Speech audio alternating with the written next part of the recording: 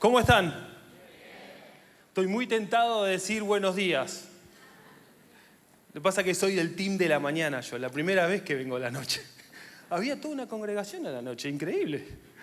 Hermosísima, hermosísima. Parece que me voy a pasar al team de la noche, Eli. Vamos a... Hermoso, hermoso, hermoso. Arranco con un pequeño consejo. El pastor está en boxes, ¿vieron?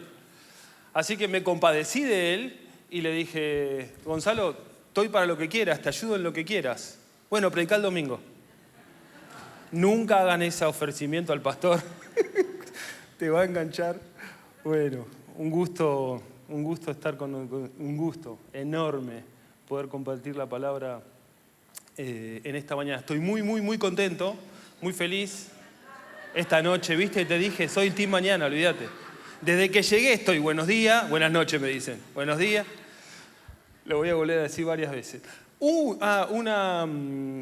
pedido al público también. Hoy a la mañana los volví loco a los del sonido porque de repente el micrófono se me baja, estoy acostumbrado a tenerlo por acá. Así que si ven que yo lo tengo que tener acá, si ven que yo lo voy bajando, ustedes tírenme así, con la manito.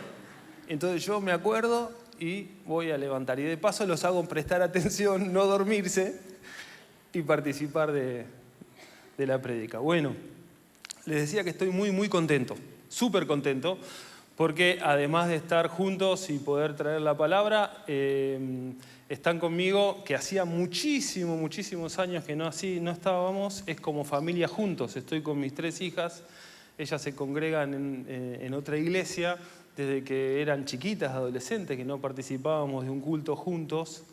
Están con sus 3 novios, ¿qué va a ser? Eso olvídenlo. Pero están mis 3 hijas.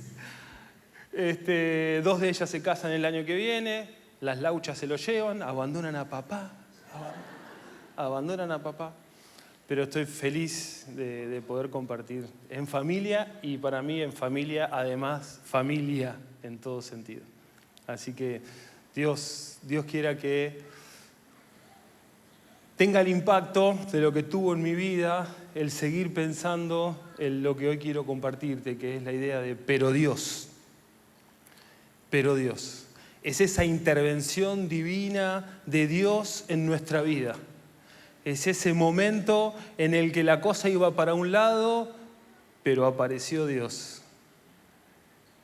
Y hizo lo que nadie podría hacer. Quiero arrancar contándote con una historia.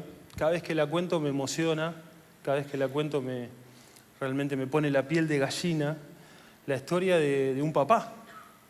La historia de un papá que en sus 25 años, se llama Dick, y su esposa Judy, él ya falleció, en los años 60 pasó esto, tuvieron su primer hijo, Rick, y su primer hijo nació con parálisis cerebral.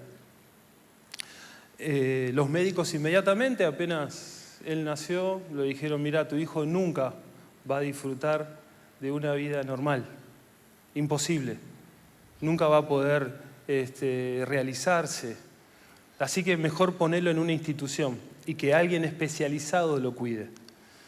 Pero ellos, con su esposa, Dick, con su esposa, en sus 25, decidieron cuidarlo en casa. Tenerlo en casa, darle toda la contención, todo el amor, todo el cariño que podrían hacerlo. ¿Vieron? Les dije que me emociona. Y así que así estuvieron cuidándolo. Se dieron cuenta que era muy inteligente, no podía hablar, no podía moverse, pero estaba muy atento, sensible y entendiendo lo que estaba sucediendo. En aquel entonces fueron las primeras veces que aparecieron unas computadoras, hoy son bastante conocidas para esta patología. Son unas computadoras que se usan, reconocen el movimiento de la cara, entonces escriben con eso. Así que a través de la computadora empezó a comunicarse con sus padres.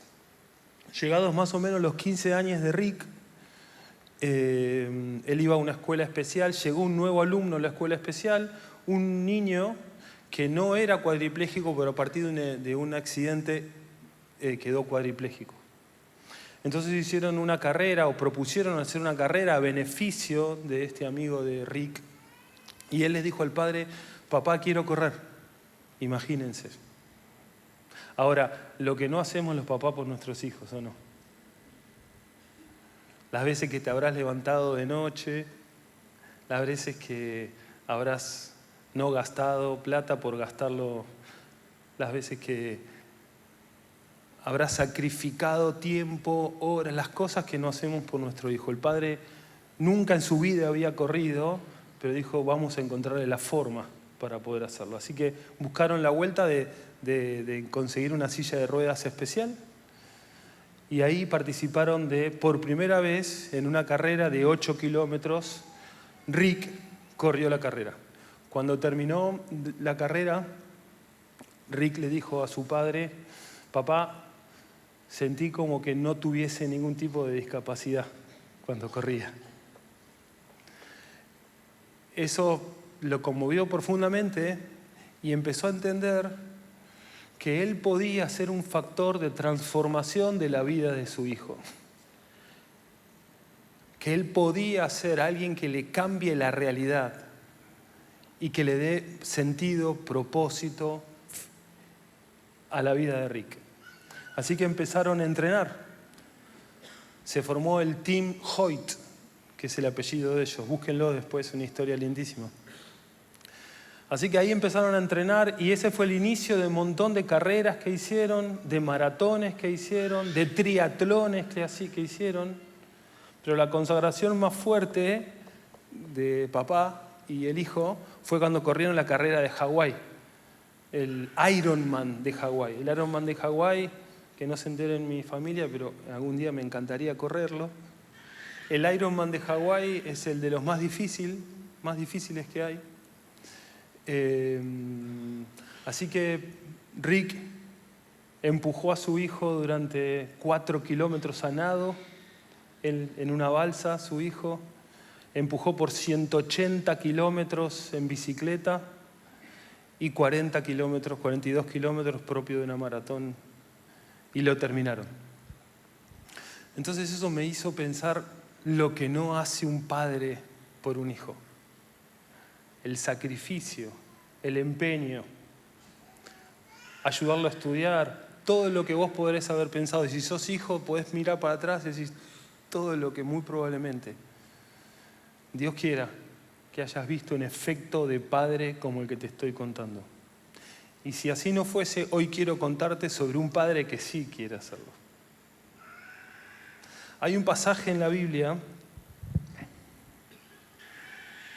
en Mateo 7:11, que dice, pues si ustedes, aún siendo malos, saben dar buenas cosas a sus hijos, cuánto más tu Padre Celestial que está en los cielos dará buenas cosas a los que se lo pidan. El mensaje de hoy es cuánto más tu Padre Celestial. Si vos estás esperando para hacerle un bien a tus hijos, cuánto más tu Padre Celestial, que es perfecto, todopoderoso. Entonces quería hablarte acerca de nuestro Padre y quería mostrarte la intervención de Dios manifestándose como Padre en 3 momentos de la Biblia, todos en el libro del Génesis, en la manifestación de un Dios con un atributo muy particular sobre la vida de los distintos personajes que aparecen en el Génesis. Y estar deseoso que la palabra de Dios, que el Espíritu Santo use lo que vamos a leer para impactar tu corazón y sentir profundamente cuánto más Dios, yo como papá, te dice Dios, quiero intervenir en tu vida. ¿Me permiten orar?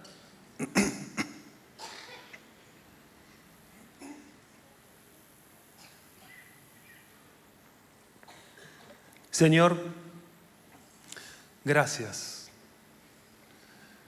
Te pido que tu Espíritu Santo hable a cada una de nuestras vidas, a nuestros corazones, a nuestro entendimiento y produzca la transformación, el milagro de poder ser impactado nuevamente por tu Espíritu Santo.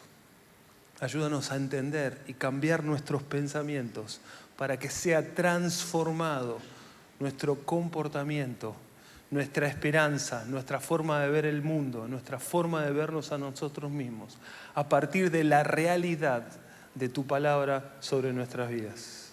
En el nombre de Jesús. Amén. Amén. Muy bien. Pero Dios. La palabra pero es una simple palabra, pero es una palabra poderosa, porque te marca concretamente que la cosa venía de una forma, pero salió para otra. A veces estamos en una charla en la cual estás recibiendo buenos elogios y esperas, ¿cuándo viene el pero? ¿Cuándo viene? ¿Viste? Como decir, muy bien en esto, muy bien lo otro, qué viene, pero... O al revés, esperando que ese pero tuerza.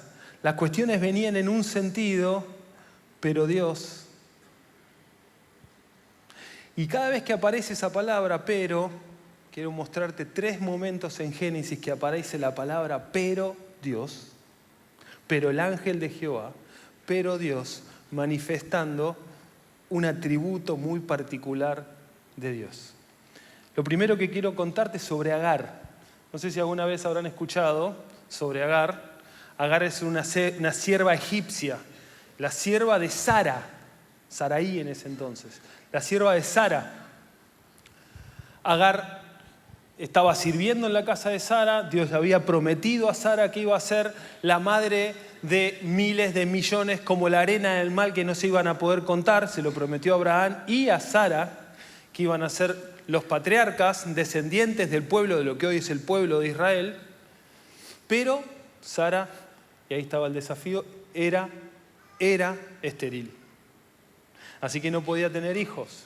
Durante más de 10 años esperando para la promesa de Dios hasta que Sara abandonó. Se cansó de esperar y le sugiere a Abraham una buena idea para ella de que tenga intimidad con su sierva. Tarea que era bastante común en esa época, hoy es una aberración, pero en aquel tiempo era bastante común que la madre, dueña de la casa, podría tener descendencia a través de una sierva. Así que Abraham conoció a Agar y con Agar quedó embarazada. Pero empezó la hostilidad. Agar podría mirar quizás un poco con recelo, o Sara con recelo, y la cuestión es que se empezó a poner bastante fuerte y tensa en la casa, tal es así que Agar decidió huir. El contexto del pasaje que te quiero leer es exactamente este, cuando Agar huyó de la casa de Abraham. El contexto en el que Dios aparece es un contexto de más o menos por la distancia de donde vivía Canaán, donde vivía Abraham y donde lo encuentra Dios. Se calcula que deben ser más o menos como de acá hasta la ciudad de Areco caminando. Imagínate, caminando hasta San Antonio de Areco. Dios la encontró en algún lugar antes de San Antonio de Areco, caminando. No sé cuánto tardarás caminando a San Antonio de Areco, pero muy probablemente que varios días. Ahora no era Buenos Aires, clima, desierto. Una mujer sola, embarazada, huyendo. Cuando leía todo este contexto y todo esto pensaba... hace unos meses atrás, en febrero, me gusta el trail de montaña, la carrera de montaña, así que me puse en una carrera de 130 kilómetros de montaña. Lo corrí en febrero, 3 días de carrera.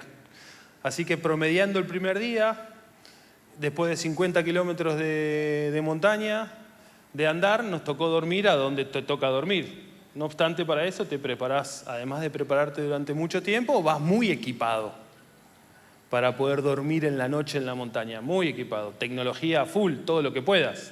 Saco Vivac, bolsa de dormir muy especial. El saco Vivac es un saco que te hace como impermeable, entonces te metes tu bolsa de dormir de los grados que sean, 0 grados, adentro de un saco y así dormís en la intemperie en algún lugar. El frío que pasé en esa noche, el frío. Tocaba así el saco Vivac y había escarcha. Era de verano, y de noche. Entonces eso me hizo acordar a Agar, el frío del desierto a la noche, sin tecnología, el hambre, el calor del desierto, los animales, la soledad, la culpa, huyendo, sin saber exactamente qué. Muy probablemente, supongo yo, que volvía a Egipto, al lugar donde estaba su familia, lejos, lejísimo camino le tocaba todavía. Y en ese contexto encontramos el pasaje que te quiero leer. Pero el ángel del Señor la encontró junto a un manantial en el desierto, el cual está en el camino a la región de Sur, y le dijo: Agar, sierva de Saraí, ¿de dónde vienes y hacia dónde vas? Estoy huyendo de mi señora Saraí, contestó ella. El ángel del Señor le dijo: regresa a tu señora y sométete a su autoridad. Después añadió: y te daré más descendientes de los que puedas contar. El ángel también le dijo: ahora estás embarazada, y te confirmo, y le confirma, y darás a luz a ese hijo. Y a ese hijo lo llamarás Ismael, que significa el Dios que oye. Porque el Señor ha oído tu clamor de angustia. A partir de entonces, Agar utilizó otro nombre para referirse al Señor, quien le había hablado. Ella dijo: tú eres el Dios que me ve. Pero Dios, el Dios que me ve, ella conoció a El Roi, el Dios que me ve. El Dios que te ve, mi hermano, en tu situación actual, en tu huida, en tu tiempo de soledad, aún habiendo metido la pata quizás, aún siendo totalmente injusto, como era el caso de Agar. ¿Qué tenía que...? Yo hice lo que me dijeron y estoy... Aún aunque estés pasando por situaciones que no logres entender, habiendo hecho las cosas bien, estés pasando un tiempo difícil, frente a los desafíos que tenés por delante, de decisiones, de cosas lindas pero difíciles, quiero decirte que tu Dios, mi Dios, es El Roi, es el Dios que te conoce, el Dios que te ve. Escucha, es el Dios que te quiere dar por hijo a Ismael, el Dios que oye, porque te conoce en tu intimidad, cuando estás llorando, cuando estás solo duchándote llorando, cuando estás en tu tiempo a solas con Dios, cuando vas en el auto, cuando te da miedo. Es El Roi, el Dios que te ve y quiere proveer. Está haciéndolo. Vos, siendo padre normal, hombre, mujer, madre, sabés dar buenas dádivas. ¿Cuánto más tu Padre Celestial no lo va a hacer? Él quiere manifestarse en la seguridad de que Él es El Roi, el Dios que te vio, que te escuchó, el Dios que te ve. Amén. Sigue la historia. Nace el hijo de Sara, porque Sara queda finalmente embarazada. Sigue la historia. El hijo de Sara se llama Isaac. Así que Isaac crece en la familia. Llega un momento en que Dios vuelve a hablar con Abraham y le dice: sacrifícame a tu hijo. Palabra extraña, inclusive para el pueblo judío, el sacrificio humano era aberrante. Pero Abraham obedece. Y sale rumbo al lugar donde Dios le dijo que tenía que suceder el sacrificio, con la esperanza de que Dios de alguna forma iba a obrar. Abraham ya había asimilado, había visto, había entendido que el Dios era el Dios que te ve, pero ahora iba por el Roi, iba por el Dios que provee, por Jireh.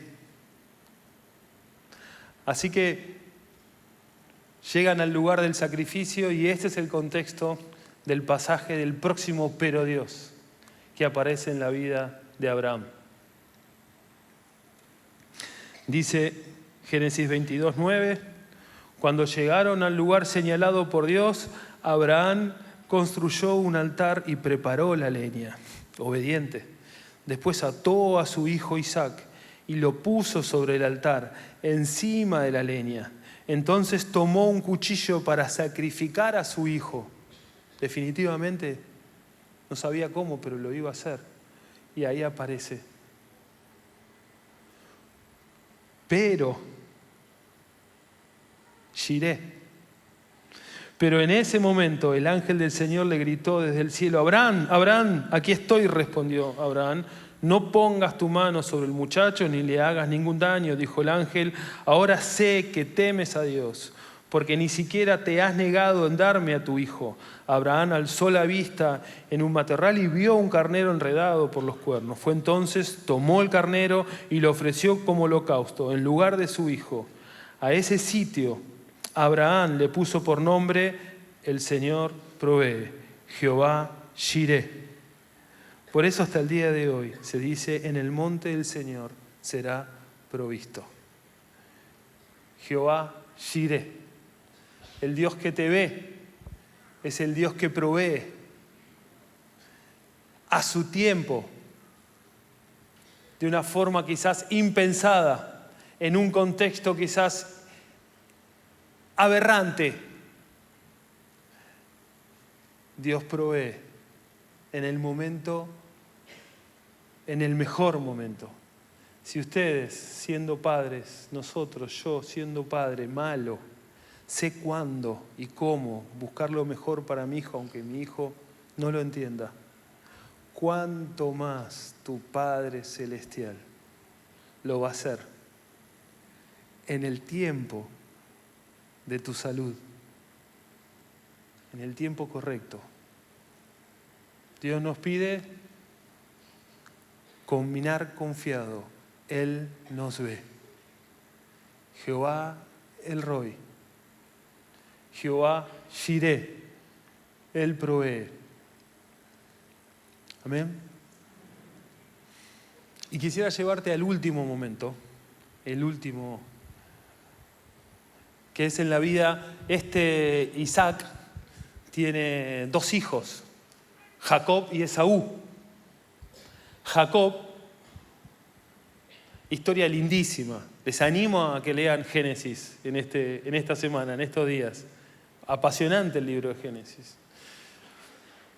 Jacob tiene muchos hijos. El hijo número 11 es del que te quiero hablar, es de José. El hijo 11 es el primer hijo que tiene con Rebeca, con Raquel, su amada. Y como hijo aparentemente con cierto favoritismo, Jacob tiene como un amor muy particular, le hace algunos regalos. José empezó a tener algunos sueños. Les hago el contexto de a dónde quiero llegar con el relato de Pero Dios. Así que José, por esta cuestión de que le cuenta unos sueños que tuvo a sus hermanos, seguramente historia que conocen, pero se las refresco. Entonces sus hermanos envidiosos deciden matarlo, luego se arrepienten un poco y prefieren venderlo. Así que lo venden a unos mercaderes egipcios que iban camino justamente para Egipto. Así que en esa venta y reventa lo vuelven a vender y lo venden como esclavo en la casa del Potifar, un oficial de la corte del faraón. Así que ahí en la casa de Potifar, José empieza a hacer las cosas bien, gracia sobre la vida de José, así que empieza a prosperar. José empieza a ser el mayordomo principal de la casa de Potifar. La esposa de Potifar se fija sexualmente en José, así que le tiende una trampa para poder seducirlo. José decide ser fiel a su convicción, a sus valores y a lo que Dios dice cómo nos tenemos que comportar, y eso lo lleva a la victoria. No, eso lo lleva a la cárcel. Impensado.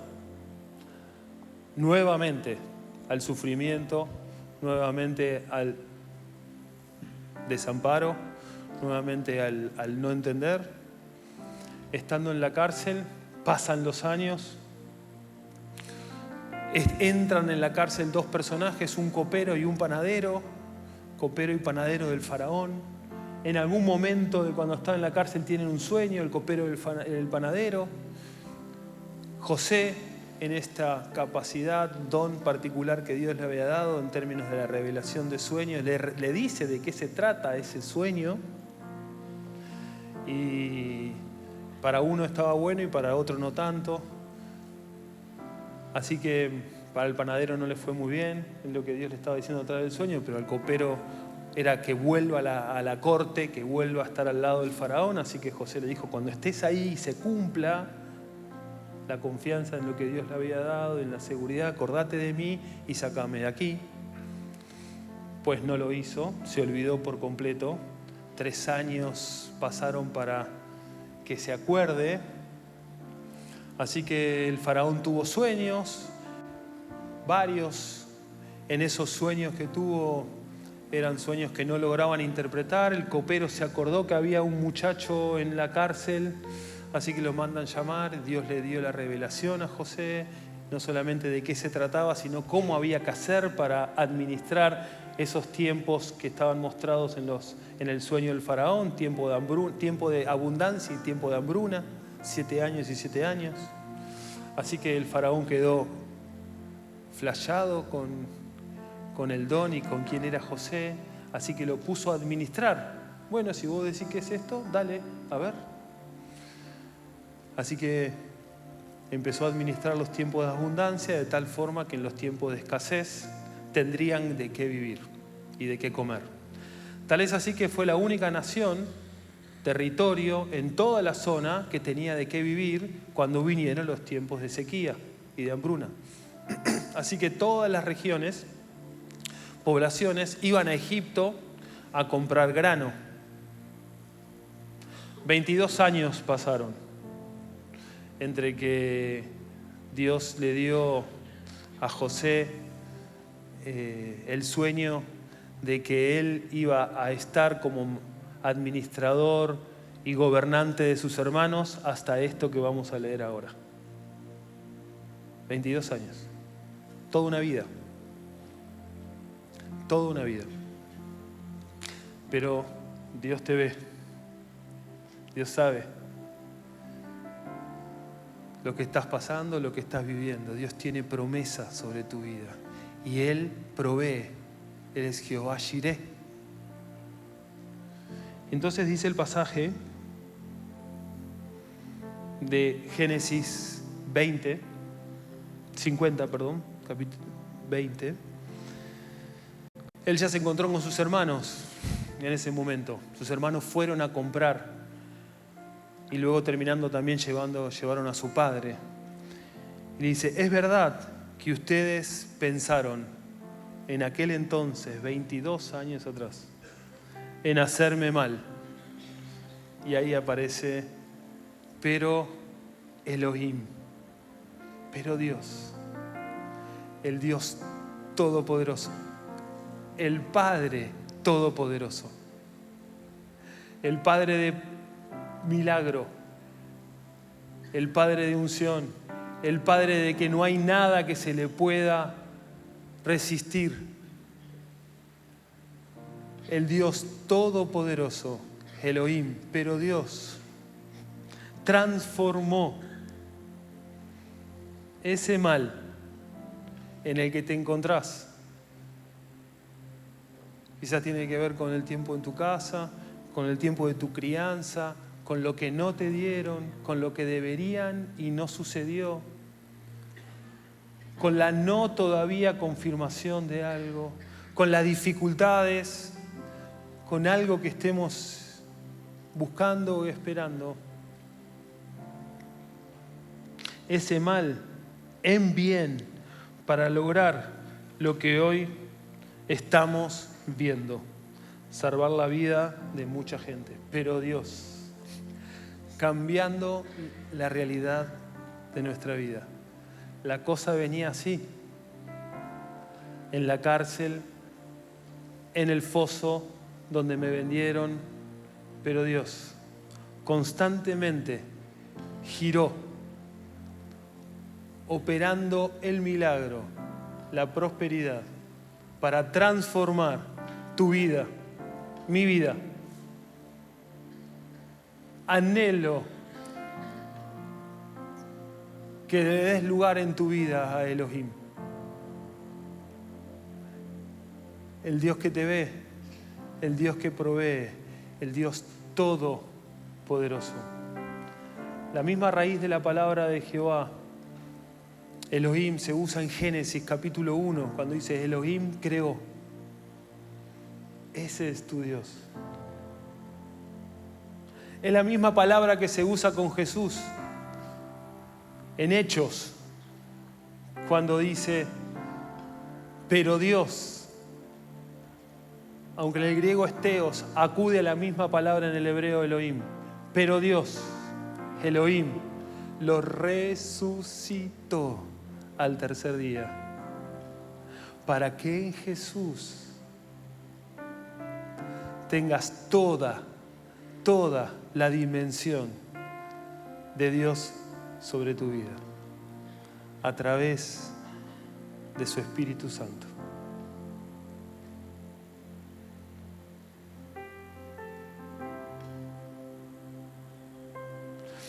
Dice la palabra de Dios, ahí en Génesis, que mientras José estaba en el proceso de conocer a Elohim, de entender esto que luego pudo manifestar, nacieron 2 hijos a José. Dice Génesis capítulo 41.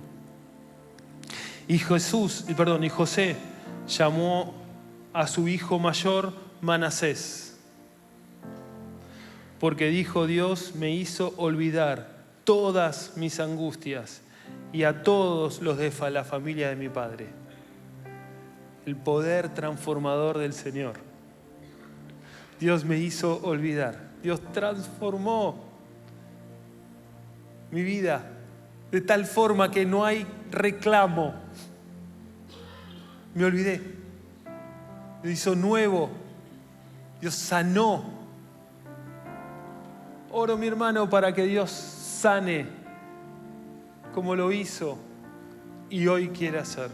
Y su segundo hijo le puso por nombre Efraín, porque dijo, Dios me hizo fructífero en esta tierra, en esa tierra de la aflicción. Aflicción que ya no tenía sentido, pero en esa tierra de la aflicción Dios trajo prosperidad, fructificación, desarrollo, porque Él es Elohim. Amén. Permitime, quisiera que te tomes 2 minutos allí en donde estás para encontrarte con lo que Dios está hablando en tu corazón. Decirle, Señor, quiero.